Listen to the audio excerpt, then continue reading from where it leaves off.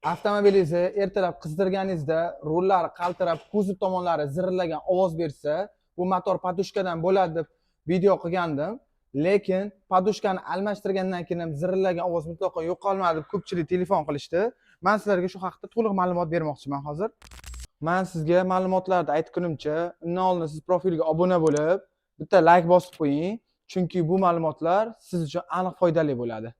Bu zirillashlar Matiz va Nexia mashinalarida ko'p uchraydi, lekin hozirgi kunda Gentra, Cobaltlarda ham, yangilarda ham uchrab turibdi.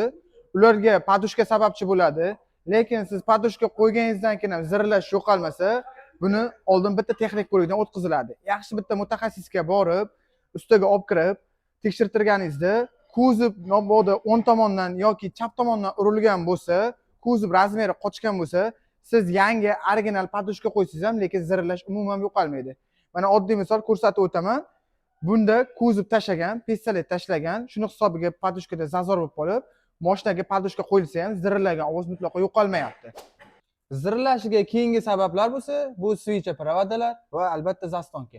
Zastonka to'lib qolsa ham zirillab, kuzovgacha, rulgacha qaltiratadi. Buning yo'li zastonkani ponni yechib, razbor qilib, ichlarini yaxshilab yuvib, joyiga qaytib yig'ish. Buni albatta yaxshi mutaxassisga olib borishni maslahat qilib beraman.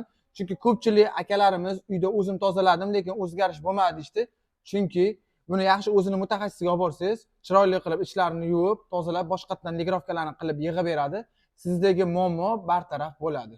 Sizning avtomobilingizda qanaqa muammo bor, nima sizni qiynayapti, shu haqda kommentariyaga yozib qoldiring. Men albatta javob yozib, sizning muammongizni hal qilib berishga harakat qilaman.